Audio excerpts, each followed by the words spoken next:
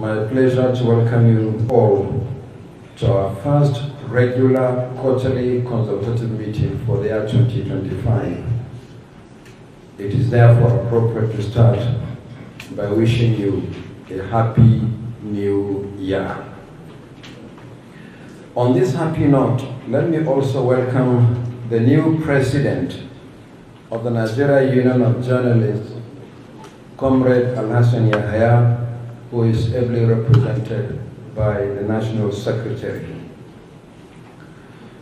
Your election at the 8th Triennial National Delegates Conference held in Owerri on 27th November 2024 came about 4 weeks after our last consultative meeting with the media, which was held on Friday, 1st November 2024. As I welcome you to this meeting, I would like to pay tribute to our immediate predecessor, Comrade Chris Isiguzo, not only for his able leadership of the Union, but for his proven commitment to the electoral and democratic process in Nigeria.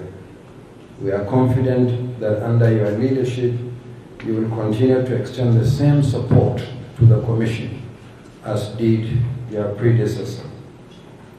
For our part, I would like to assure you that our partnership with the Union in particular and the media as a critical stakeholder in the electoral process in general will be sustained in the best interest of our electoral democracy, as has been demonstrated time and again. You may recall that 114 accredited media organizations deployed 721 personnel to cover the recent off-cycle governorship election in Edo State, while 112 organizations deployed over 700 staff for the Ondo State governorship election. We look forward to the same partnership and support in all our forthcoming elections and electoral activities. Already, the Commission has released the timetable and schedule of activities for the Anambra State governorship election to be held on Saturday, the 8th of November 2025. Party primaries will begin next month. Political parties interested in fielding candidates for the election shall commence their primaries on the 20th day of March 2025 and will end 3 weeks later on 10th April 2025. At the appropriate time, the Commission will release the details for interested media organizations to apply for accreditation through the online portal, which all of you are familiar with. The Commission's preparations for the election is on the agenda for this meeting. Meanwhile, hard copies of the timetable and schedule of activities are included in your folders for this meeting. The soft copy has already been uploaded to our website. Similarly, the Commission has released the timetable and schedule of activities for the Area Council election in the Federal Capital Territory, which is going to be held on Saturday, the 21st of February 2026. However, most of the major activities for the election will be held this year, including party primaries and the nomination of candidates for the 68 constituencies, made up of 6 area council chairmen and 62 councillors. And this is scheduled to hold, that's the nomination of candidates, from the 9th to the 30th of June 2025. Our preparations for the election is on the agenda for this meeting, and hard copies of the timetable and schedule of activities, as well as the list of constituencies, are included in your folders, while soft copies have again been uploaded to our website. In addition to the end of tenure elections, there is an increasing number of by-elections to be conducted. In the last 3 weeks alone, vacancies have occurred in 1 federal constituency and 2 state constituencies caused by the death of serving members of the National and State Assemblies.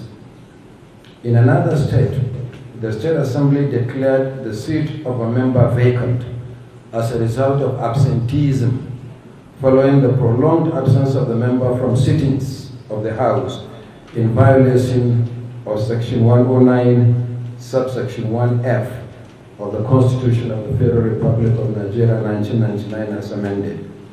The matter of pending by-elections is also on our agenda for this meeting.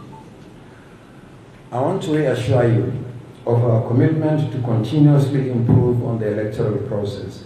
Every election or electoral activity presents its own unique challenge and an opportunity to learn lessons for improvement. The recent Ondo State governorship election has been widely acknowledged to be an improvement, especially in the management of logistics and the performance of technology. We will strive harder to ensure the continuous improvement of our elections. However, being a multi-stakeholder responsibility, we appeal for the continuous support of all and sundry, especially in critical areas of reform. One of these areas is the prosecution of electoral offenders.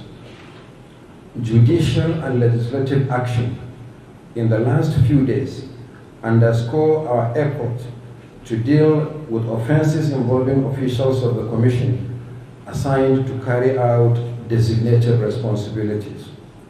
However, it also highlights the challenges we face in dealing with electoral offenses. The recent successful prosecution of a returning officer in Akwa Ibom State is a case in point. The Commission has been diligently pursuing the case which arose from the 2019 general election. In this particular case, it took nearly 6 years to achieve the successful prosecution of the offender at the trial court. Through our collaboration with the Nigerian Bar Association, cases involving 774 alleged offenders from the 2023 general election are being prosecuted. So far, successful prosecutions have been recorded in Kebbi and Kogi states, while our collaboration with the Economic and Financial Crimes Commission, the EFCC, on vote buying has yielded similar results in Lagos, Kwara, and Gombe states. Yet, many cases are still pending. A major obstacle to the speedy dispensation of justice in this regard is that electoral offenses are not time-bound, as is the case with post-election offenses through the tribunals. Furthermore, they are solely prosecuted by the magistrate and state high courts in the jurisdiction where the alleged offenses are committed. No priority attention is given to such cases, as the courts deal with a variety of other issues. Consequently, electoral offenses are carried over from one general election to another, which may sometimes affect the diligent prosecution of the cases. It is therefore imperative to renew our call for the creation of the Electoral Offences Tribunal that have a specific jurisdiction and limited time frame for the speedy dispensation of cases. I urge the